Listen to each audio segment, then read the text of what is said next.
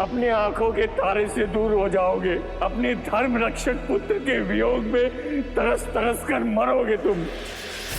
मुझे आप नहीं, राम चाहिए, राम चाहिए।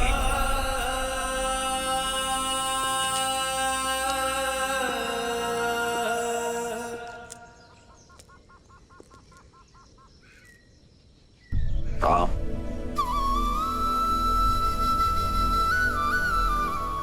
मैं आपसे नहीं पूछूंगा पिताश्री कि आपको क्या हुआ है, क्योंकि आपकी व्यथा मैं समझता हूं। यह जान के प्रसन्नता हुई कि तुम मेरी व्यथा समझते हो। किंतु ब्रह्मर्षि विश्वामित्र एक पिता से नहीं, एक राजा से सहायता मांगने आए थे पिताश्री। मत भूलो कि राजा होने के साथ साथ मैं एक पिता भी हूं। क्या राजा होने का यह अर्थ है कि मनुष्य अपने पिता होने की भावना को मिटाते? क्या एक मनुष्य होना मेरा अपराध है? क्या मेरा पिता होना अपराध है? यदि तुम मेरे स्थान पर होते तो राजा बनते या पिता? मैं एक पिता का धर्म निभाता पिताश्री। अपने पुत्र को परीक्षा की आग में भेजता ताकि वो और सुदृढ़ होकर निकले। किंतु राम, तुम जिनसे युद्ध करने जा रहे हो वो राक्षस हैं। और जिनके लिए युद्ध कर रहे हैं वो ब्रह्मर्षि विश्वामित्र है पिताश्री। मैंने उनकी कथाएं सुनी है पिताश्री, जो एक राजा होकर एक ब्रह्मर्षि बन सकने जैसा तप कर सके, जो किसी को स्व शरीर स्वर्ग भेजने का सामर्थ्य रखते हैं। उनके साथ सुरक्षा का कैसा भय पिताश्री?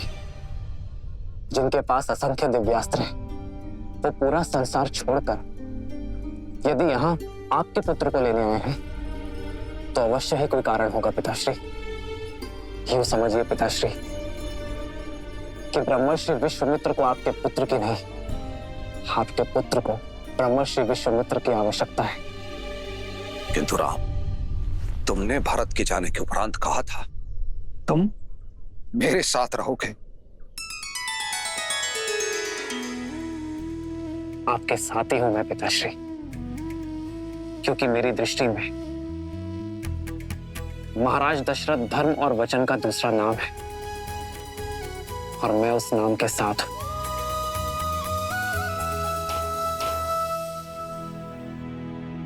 आप एक पुत्र क्यों चाहते थे पिताश्री? ताकि अयोध्या को उसका उत्तराधिकारी दे सकूं, अपने पूर्वजों को तर्पण अर्पित करने वाला दे सकूं। तो यदि आज आपने मुझे ब्रह्मर्षि विश्वामित्र के साथ जाने से रोका, रघुकुल का वचन तोड़ा, तो क्या मैं अयोध्या का राज्य संभालने योग्य कहलाऊंगा पिताश्री? अपने पूर्वजों का मान घटाने के बाद, संसार में उनकी श्रद्धा घटने के बाद,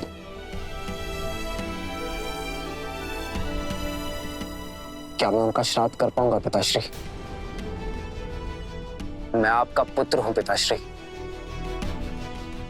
मेरा धर्म है आपका आदेश मानना, पर आप रघुवंश के राजा हैं। चयन की दुविधा आपकी होगी और आदेश भी आपका ही होगा कि क्या मैं ब्रह्मर्षि विश्वामित्र का सहायक बन के विदा लूंगा या यही अयोध्या का मान रघुकुल के प्रतिष्ठा को खंडित होते देखूंगा।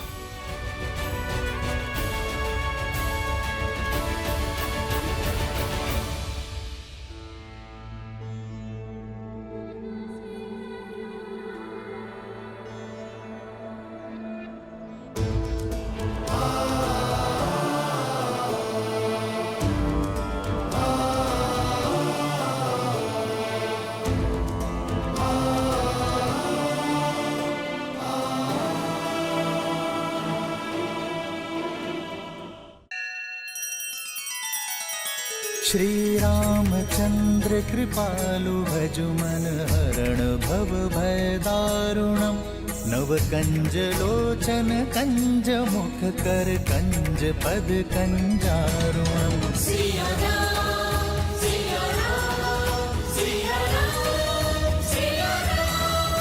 आदर्श और मर्यादा की है ये कथा महापावनम काट मद श्री से मिला दे श्रीमद रामायणम श्रीमद रामायणम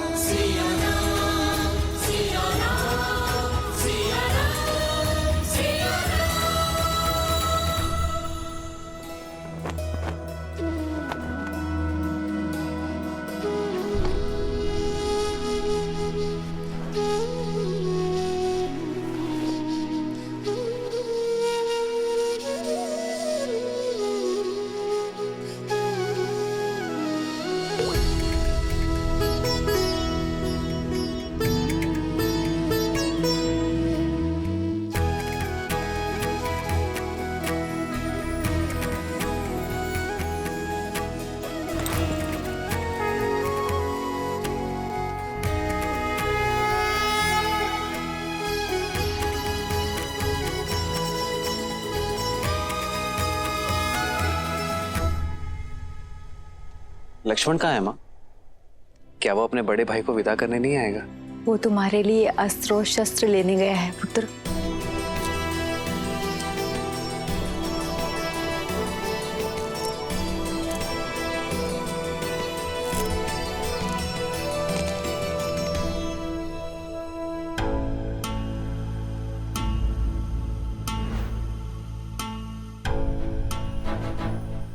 ये क्या है लक्ष्मण?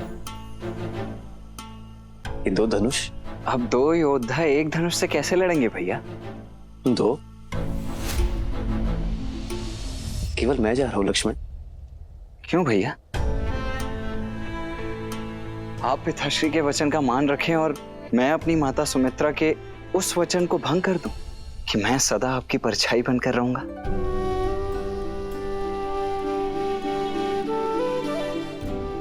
नहीं भैया, मैं तो सदा आपके साथ ही रहूंगा। लीजिए।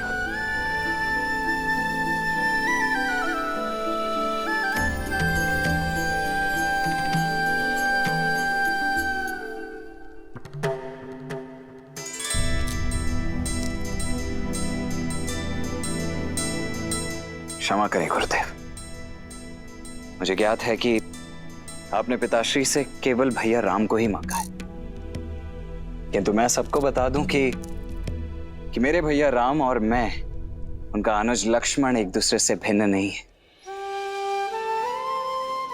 वो देह हैं तो मैं उनकी आत्मा हूं।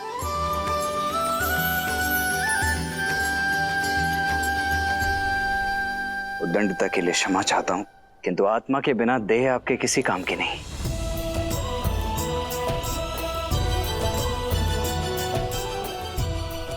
आशा है आप और पिताश्री मुझे भैया राम के साथ जाने की अनुमति अवश्य प्रदान करेंगे।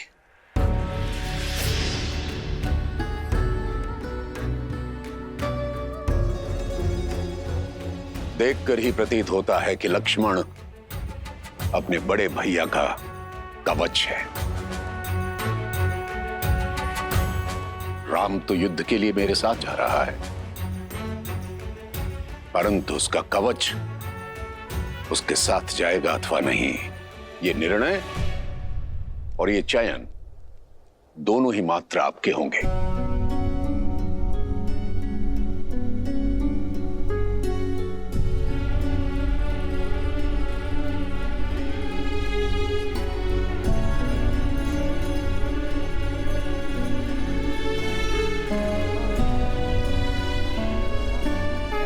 ब्रह्मऋषि, मैं अपने दोनों पुत्र नहीं, अपने प्राण आपको सौंप रहा हूं। आज से आप ही इनके माता पिता हैं।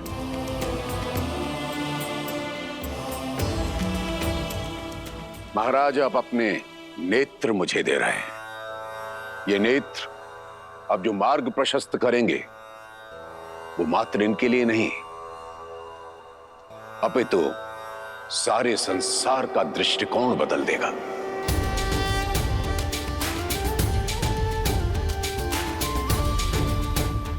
आप निश्चिंत रहें, आपके दोनों बेटे मेरे साथ सुरक्षित रहेंगे।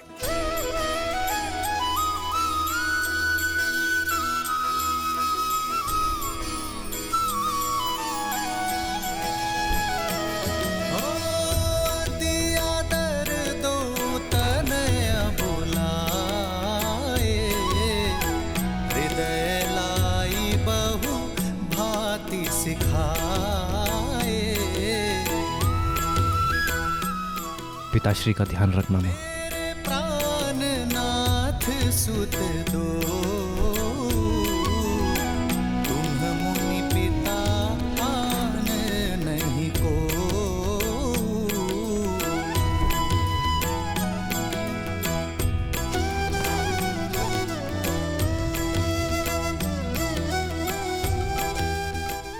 मैं लक्ष्मण का ध्यान रखूंगा सुमित्रा मां। जहां राम साथ हो वहां मुझे लक्ष्मण की चिंता क्यों रहेगी पुत्र? रघुकुल का मान बढ़ाना।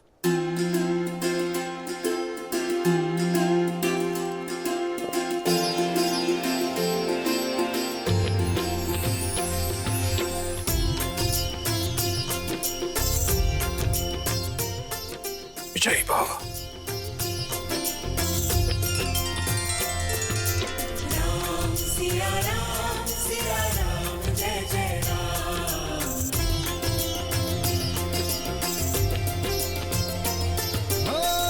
मंगल भवन अमंगल हारी, द्रवहु सुदशरथ अजर विहार। अपना ध्यान रखना पिताश्री।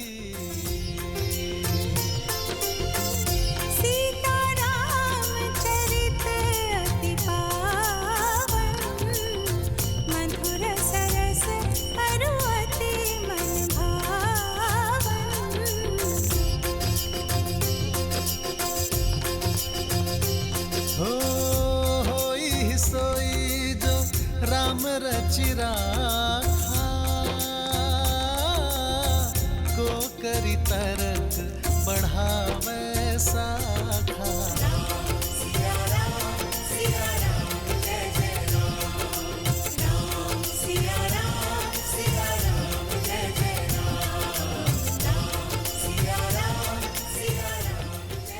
राम, मैं तुम्हारी प्रतीक्षा करूंगा पुत्र। लौट के आना। हो रघुकुल रीत सदा चली आई, प्राण जाए पर वचन न जाई।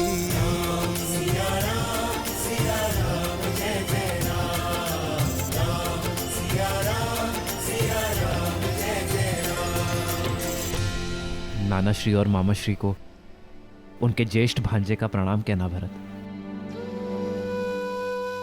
आपसे दूर होने पर मेरा मन टूट रहा है भैया। भरत,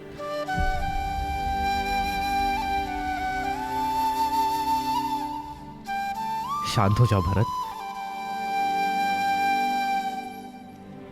भरत, मेरा मन गर्वित है भरत। मेरा छोटा भाई पहली बार कोई उत्तरदायित्व मेरे बिना उठाने जा रहा है। शत्रुघ्न जी भैया, अपना और भरत का ध्यान रखना। प्रस्थान करो भरत। लक्ष्मण,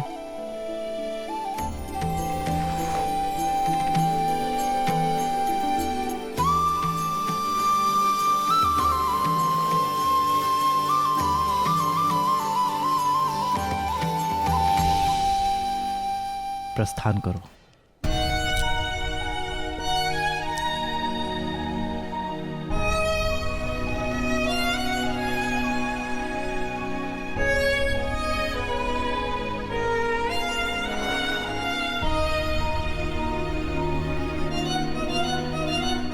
भैया, ऋषि विश्वामित्र के साथ जाने के लिए परिवार से विदा लेते समय तो आपने तनिक भर का भी विचार नहीं किया, किंतु भरत भैया और शत्रुघ्न से विदा लेते समय आपकी दृष्टि उनसे हट ही नहीं रही। कर्तव्य के पथ पर विदाई भी सुख देती है लक्ष्मण।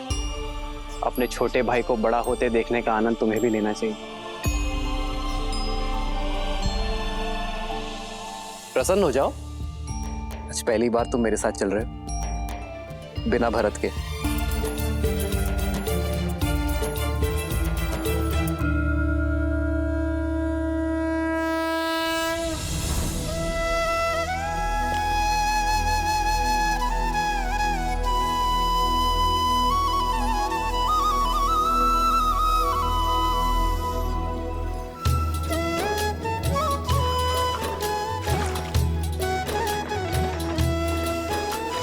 प्रियजन से दूर होना भारी मन का द्वंद, पर बिछड़ न कर्तव्य के लिए एक वीर का आनंद।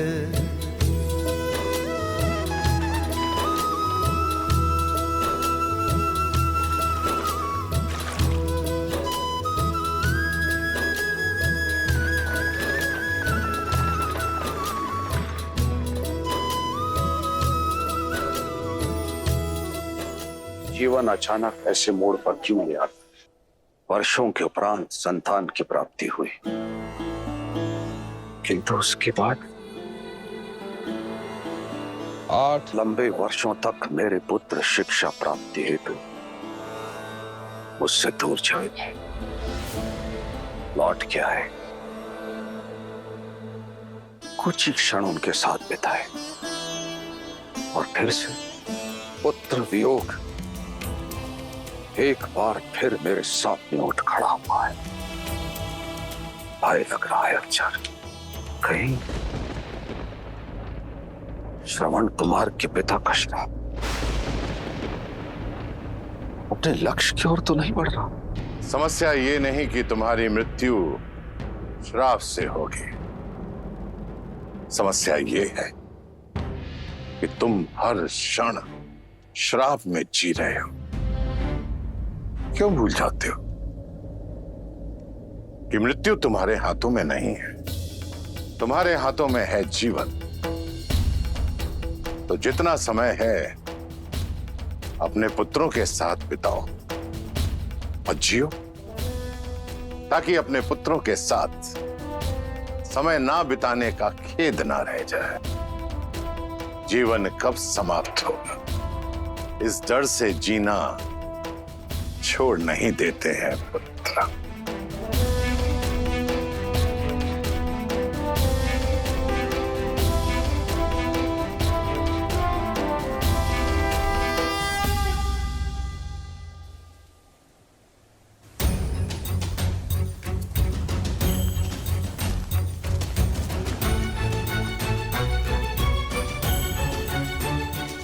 भैया, भैया सुनिए ना, आपको ज्ञात है क्या हम जा कहाँ रहे हैं?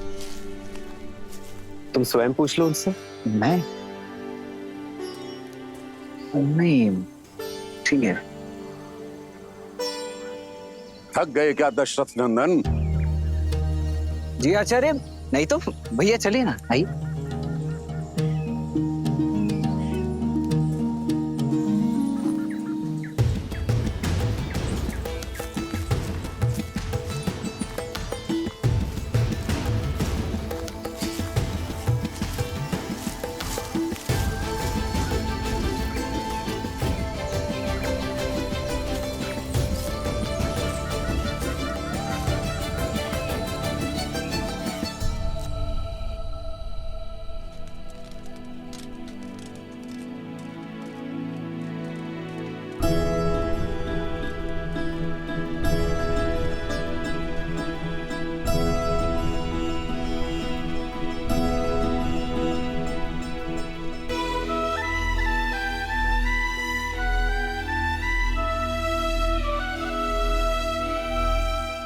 भैया, पूरे दिन भर तो हम चलते रहते हैं और रात्रि को पहरा देने के लिए जागते रहते हैं। ना भोजन है ना जल है। ये गुरुदेव हमसे चाहते क्या है? कोई कारण अवश्य होगा लक्ष्मण। यदि कार्य सरल होता तो गुरुवर इतनी दूर चलकर अयोध्या नहीं आते।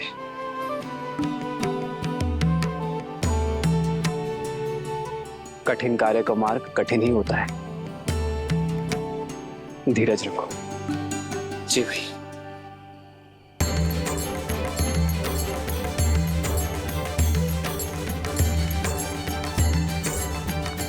गुरुदेव, जलाशय।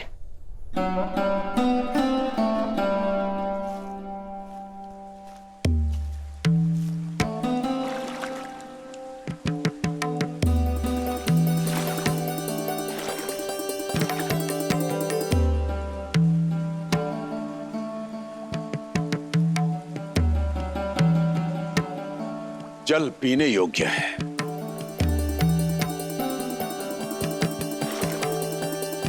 पी नहीं सकते।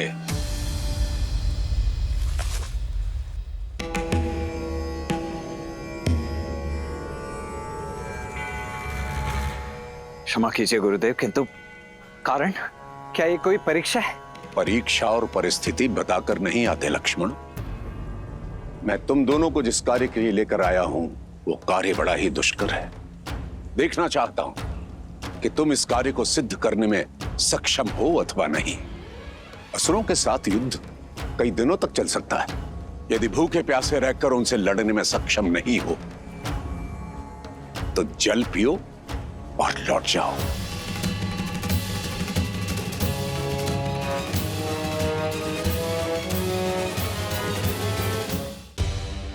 वे असुर हैं। भूख और तृष्णा पर उनका वश नहीं है।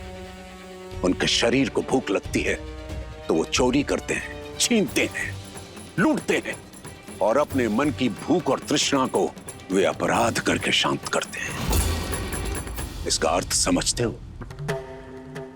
समझा गुरुवर। यदि हम भी उनके जैसे ही दोषी हैं तो हम उन पर विजय नहीं पा सकते। इसलिए हमें अपनी भूख और तृष्णा पर वश पाना होगा, यही ना? हम सज्ज है आचार्य। मेरा लक्ष्मण बहुत बली है, बहुत सहनशील है।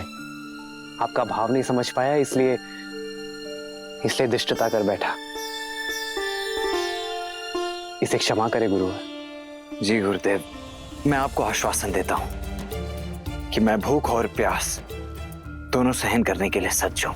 शरीर की भूख को शारीरिक बल और परिश्रम से शांत किया जा सकता है लक्ष्मण, परंतु मन की तृष्णा को मिटाने के लिए मन में करुणा जागृत करनी होती है। अपनी इंद्रियों को वश में रखना पड़ता है। कर पाओगे?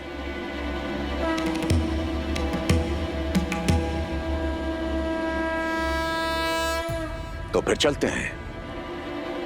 गंतव्य तक पहुंचने में और 4 दिन लगेंगे।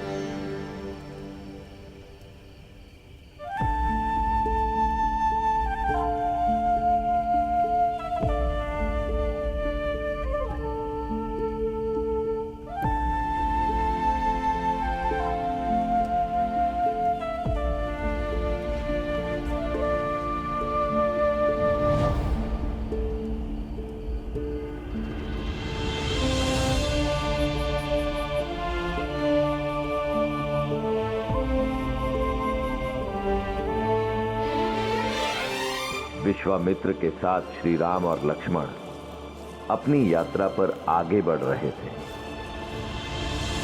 और मिथिला में समय सीता के स्वयंवर की ओर बढ़ रहा था। विश्वास नहीं होता, सीता दीदी के स्वयंवर के निमंत्रण पत्र जा रहे हैं। सोचा भी नहीं था ना, बचपन का साथ अचानक यूं ही। सीता दीदी हमारे बिना रह लेंगी? माँ भी तो अपना मायका छोड़कर यहाँ रहती है ना, क्या वो प्रसन्न नहीं?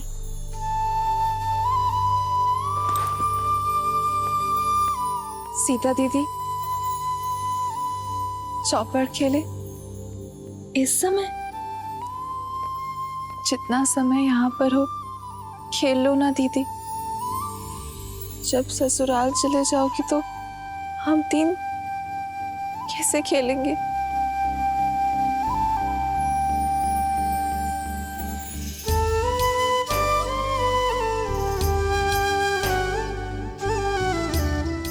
अरे चलो चौपड़ खेलते।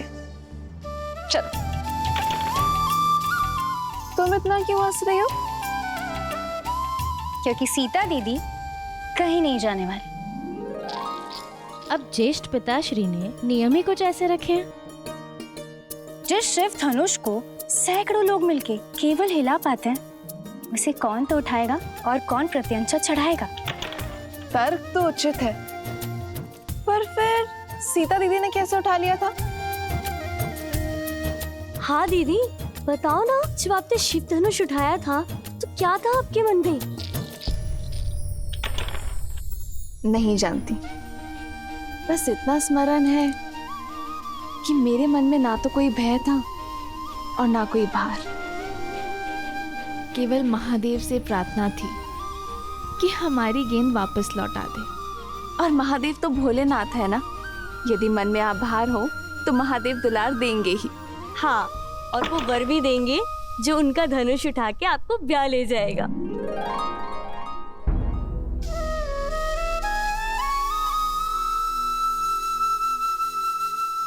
वैसे संपूर्ण भारत से राजकुमार आने वाले हैं, तो तुम तीनों भी सोच लो कि तुम्हें कैसा वर चाहिए। क्या पता मेरे साथ साथ तुम्हारी खोज की भी अंत हो जाए। कितना अच्छा होगा ना यदि ऐसा हो। तो जैसे हम चारों बहनें आजीवन यहाँ रही हैं, वैसे ही हम चारों का विवाह एक साथ हो, एक ही घर में। हाँ, तब तो हम प्रतिदिन चौपड़ खेलेंगे। हाँ, इससे उत्तम तो और कुछ हो ही नहीं सकता। लो, मैं तो सच में जीत गई। कितना शुभ संकेत है ना। यदि महादेव ने चाहा तो हम चारों बहनें आनंद से ऐसे ही एक ही घर में रहेंगी। कितना शुभ मन है ना सीता का। हर एक के मन में आशा जगा देती है। ऐसी गुणवान स्त्री को तो श्री राम ही मिलेंगे ना। यहीं तो भाग्य अपना खेल खेलता है देवी। ऐसा हो यह आवश्यक नहीं, क्योंकि एक और कन्या भी थी जिसकी सोच देवी सीता जैसी ही पवित्र थी, अत्यंत गुणी भी थी, परंतु उसके प्रारब्ध में कुछ और ही लिखा था। कौन? महान शिल्पकार मयासुर की पुत्री मंदोदरी।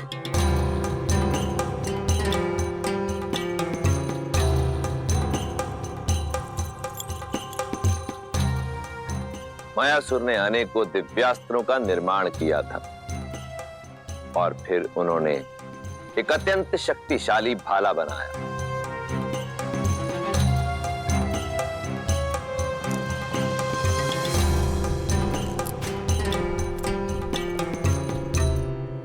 बड़ा तेजवान और दृढ़ भाला बनाया है पिताश्री।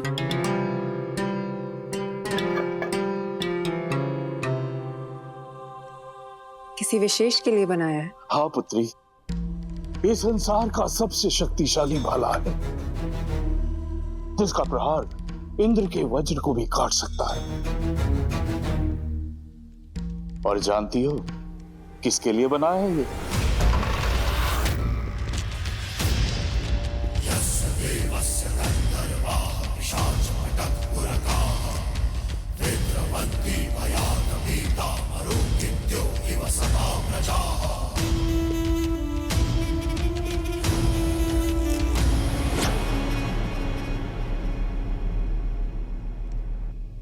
तुम? मैं लंकेश दशानन रावण। मायासुर, सुना है कि तुम्हारे पास कुछ ऐसा है जो केवल मेरे योग्य है, तो लेने चलाया अद्भुत अस्त्र। ये अस्त्र मैं तुम्हें नहीं दे सकता दशानन। दशानन ये भाला लेने नहीं आए हैं पिताजी।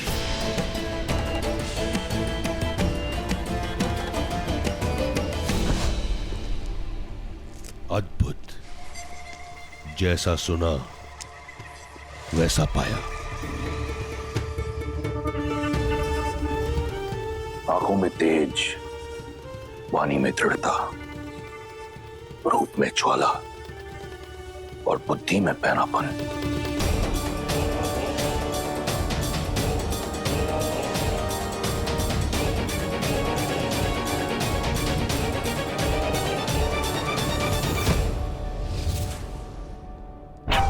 तुम ही मुझे वो पुत्र दे सकती हो जो मेरा अधूरा स्वप्न पूरा करेगा,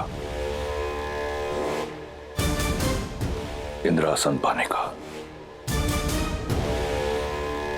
नहीं, मेरी पुत्री का हाथ मैं तुम जैसे आतताई के हाथ में नहीं दे सकता। वीर भोग्य वसुंधरा मायासुर, जिसके पास बल है उसी का आज उसी का कल है, और दशों दिशाओं में दशानन से अधिक बली कोई नहीं। एक वृद्ध शिल्पकार के कंठ पर भाला रखकर धमकाना, ये कहां का बल है दशानन?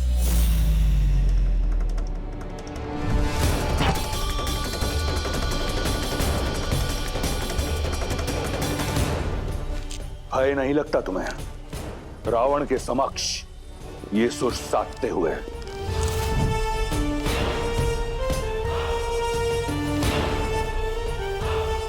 कदाचित तुमने मेरे बारे में सुना नहीं। सुना है ना कि आप दूसरों से उनकी संपत्ति छीन लेते हैं, विवशों से प्राण और स्त्रियों से उनका सम्मान छीन लेते हैं। सब सुना है मैंने। सावधान मंदोदरी। स्त्री की लाज भंग करने का पाप आप कई बार कर चुके हैं। आज स्त्री हत्या का पाप भी अपने सिर चढ़ा लीजिए। पुत्री,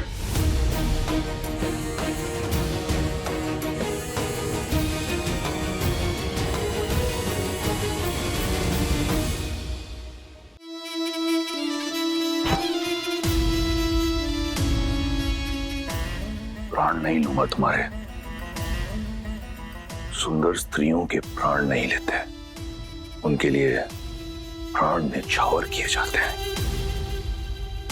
मायासुर, तुम्हारी पुत्री मेरी हुई, और ये भाला मैं भेंट स्वरूप स्वीकार करता हूं। शस्त्र छीना जा सकता है दशानन, पर साथ मांगा जाता है। समान नहीं हूं मैं, सम्मान से एक सज्जन बनकर मेरे पिताश्री से मेरा हाथ मांगिए।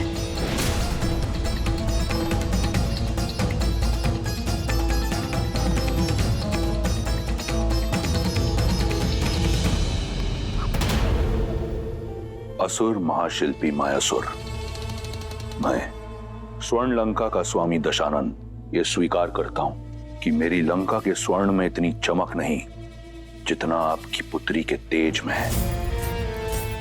आपकी पुत्री रक्ष महारानी बनने के योग्य है। मैं आपसे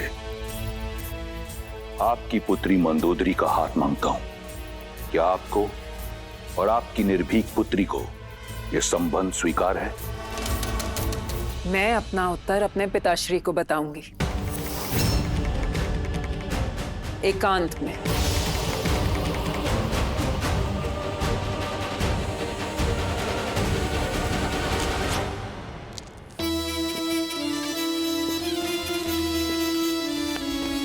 पिताश्री, पिताश्री उठे, उठे। पिताश्री। पुत्री, तुम ऐसा नहीं कर दशानन सकती। है वो पिताश्री। वो चाहे तो सब कुछ नष्ट कर कर हमें बलपूर्वक यहाँ से ले जा सकते हैं। इससे अच्छा होगा कि हम सम्मान के साथ जाएं। अपने पिता की रक्षा के लिए तुम अपने जीवन का मार्ग एक पापी के साथ चुनोगी? कैसी आपदा है? नहीं पिताश्री, ये आपदा नहीं, अवसर है। किसी को कीचड़ से निकालने के लिए उसका हाथ थामना पड़ता है। असुरों का सुर साधने के लिए ये त्याग मुझे करना होगा। रावण को मार्ग पर लाना असंभव है। जानती हूं, मैं वर्तमान तो बदल नहीं सकती पिताश्री, पर भविष्य तो संवार सकती हूँ। दशानन की संतान को, असुरों की आने वाली पीढ़ी को मार्ग तो दिखा सकती हूँ। असुरों की आने वाली पीढ़ी धर्म पर चले, इतना प्रयास कर सकती हूँ पिताश्री। मुझे आज्ञा दीजिए पिताश्री।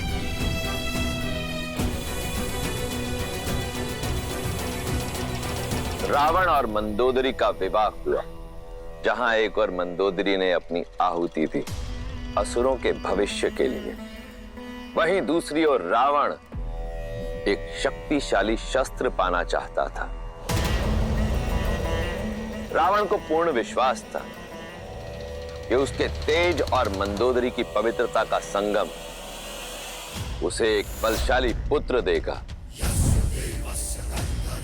जो उस इंद्रासन को जीत सकेगा जिसे पाने में उसका भाई कुंभकर्ण चूक गया था। कोई भी ग्रह अपने उचित स्थान पर नहीं, परंतु मेरा पुत्र अजयी और अमर होगा। जो मैं तप से ना पा सका, मेरा पुत्र भाग्य से पाएगा। जो भी ग्रह नक्षत्र की स्थिति प्रतिकूल है, उन्हें अनुकूल होना होगा।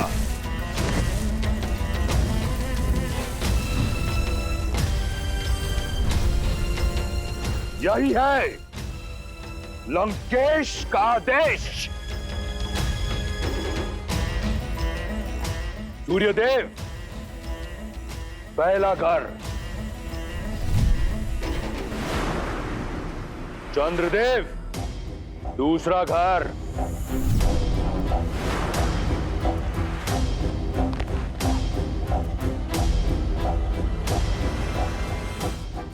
रावण ने अपने बल और भय के प्रताप से सभी ग्रहों को अपने पुत्र की कुंडली में अनुकूल परिस्थिति में आने के लिए विवश कर दिया। शनिदेव, सातवां घर।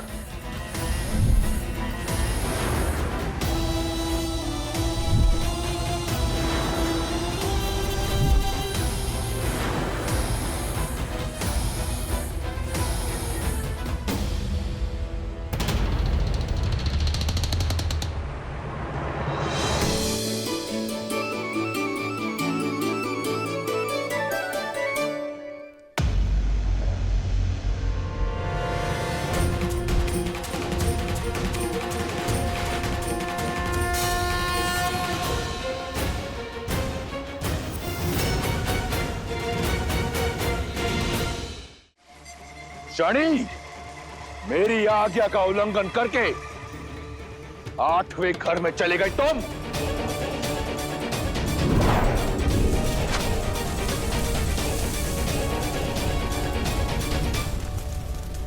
तुम अपने बल से, अपनी हट से नियति के लेख को नहीं बदल सकते रावण। तुम्हारे पुत्र की कुंडली पर और तुम पर मेरी दृष्टि पड़ चुकी है रावण। मूर्ख, कदाचित अपनी कुंडली जांच कर नहीं आए तुम आज।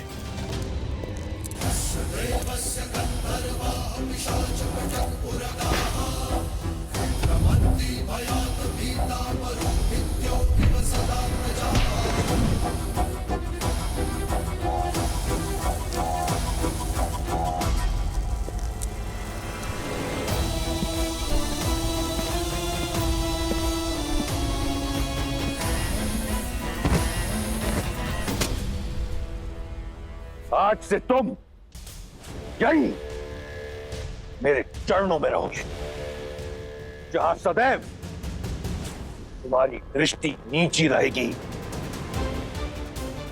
ताकि दृष्टि उठाकर ना तुम लंका देख सको और ना लंकापति का पुत्र।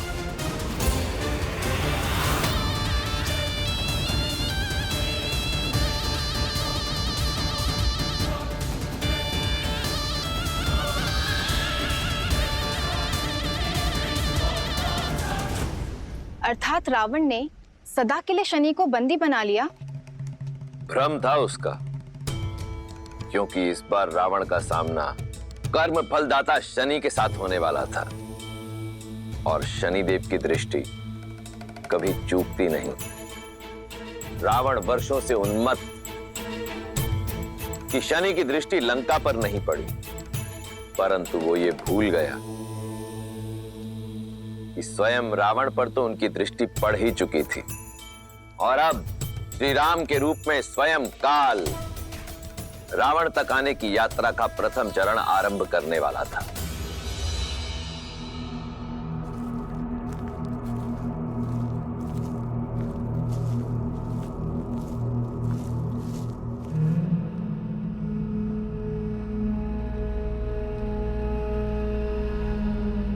बड़ा ही भयावह वन है ये। यहाँ का वातावरण ही बता रहा है कि अवश्य ही राक्षसों का गढ़ होगा ये। राक्षसों का नहीं लक्ष्मण, राक्षसी का।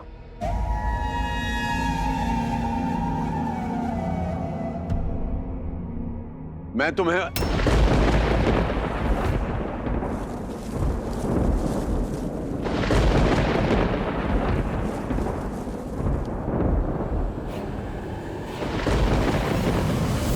भैया, कौन आया है मेरे वन में? कौन? कोई ब्राह्मण तो नहीं?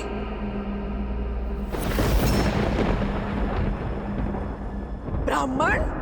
मैंने चेतावनी दी थी कि मेरे वन में ऋषियों का आना मना है।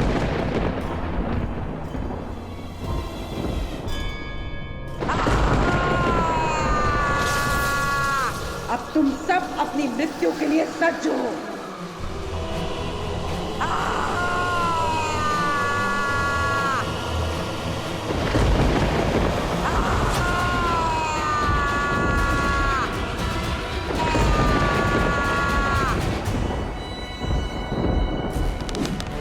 भैया, प्रहार की आज्ञा दीजिए।